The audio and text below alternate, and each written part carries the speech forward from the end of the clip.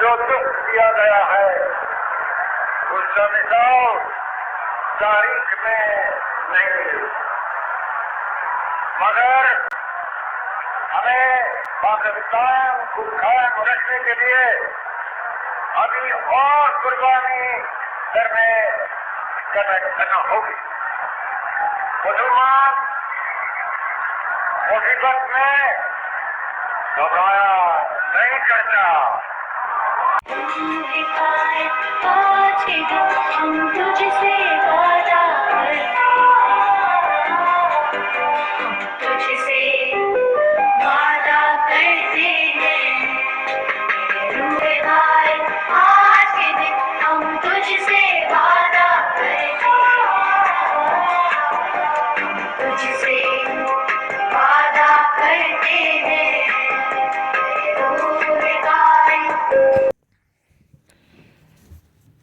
قائد اعظم، اے عظیم رہنما، تیری کن الفاظ میں مدح سرائی کروں تو آج 25 دسمبر ہے، ایک عظیم قائد کے یوم پیدائش۔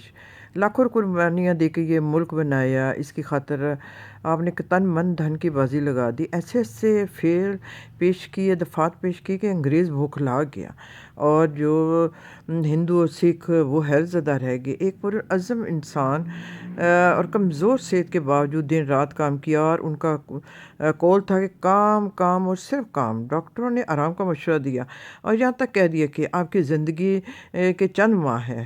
مسکرائے اور ڈاکٹر سے وعدہ کیا کہ یہ راز کسی کو نہ بتائیں۔ اسی حال میں تقریریں بھی کرتے رہے۔ پاکستان لاکھوں قربانیوں کے بعد مارچ وجود میں آ گیا اور اسلامی مملکت بنانے کا عہد کیا۔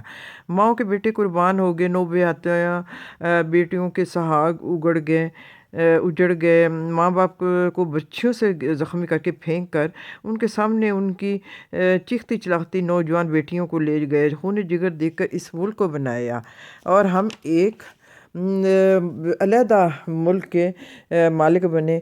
قائد اعظم نے یہ ملک بنایا، قوم کو اس کی حفاظت کی تلقین کی، اس کی ترقی کی تلقین کی۔ کاش ہے عظیم رہنما مجھے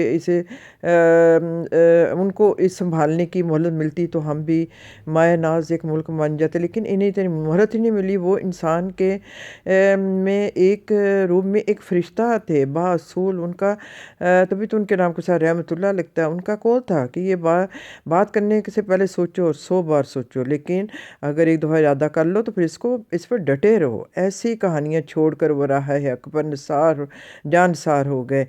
زمانہ بڑے شوق سے سن رہا تھا، ہم ہی سو گئے داستاں کہتے کہتے۔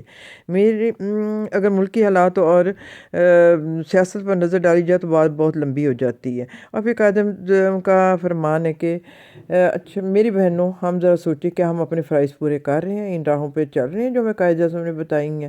ہم اخلاقی طور پہ اتنے اونچے ہو جائیں کہ ہم ملک و قوم کے عظیم شہر ہی بن جائیں اور اپنے ملک کو بھی ایک عظیم شہر بنائیں، جس طرح کہ قائد اعظم نے سوچا تھا اور انہوں نے اس کے لیے جد و جہد کی تھی۔ ہم باغات میں جاتے ہیں تو اس کا بھی ارد گرد خیال رکھیں، ہر چیز ہمارے ملک میں ہے، کون سی چیز اللہ تعالیٰ نے ہمیں ہمارے ملک میں ہمیں نہیں دی۔ تو یہ اب ہمارا کام ہے، وہ جو محنتیں کرنے والے تھے وہ تو محنتیں کر گئے، تو یہ کہ اب ہم لوگوں کا کام ہے اور حکومتوں کا کام ہے کہ بھئی جو ایجنڈا تھا اس کے مطابق چلیں۔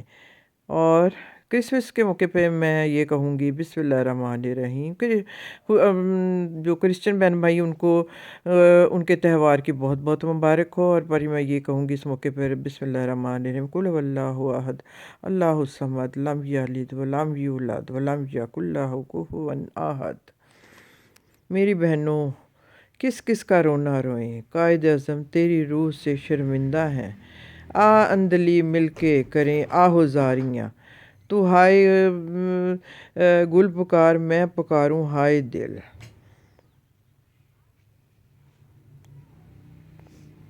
تو اس دن ہم عہد کریں کہ بھئی ہم اپنے قائد کے اصولوں کے مطابق چلیں گے اور اپنے اس ملک کو اس کے مطابق بنائیں گے، اور ہم اس کی قدر کریں گے کہ بھی ہمیں ایک علیحدہ ملک ملا۔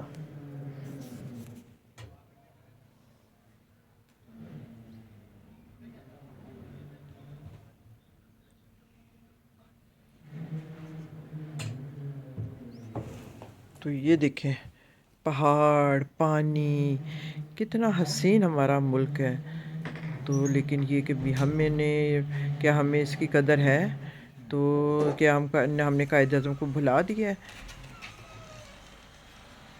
تو بڑے وہ خوش قسمت لوگ ہوتے ہیں کہ بھی جن کو اللہ تعالیٰ کے یہ اعزاز دیتا ہے کہ بھی وہ کسی کے لیے بناتے ہیں. یہ دیکھیں جی کس طرح یہ ہجرت کس طرح ہوئی. تو ان چیزوں کو ان دنوں میں یاد رکھا کریں، تو پھر شاید ہمیں اپنے ملک کی قدر آ جائے.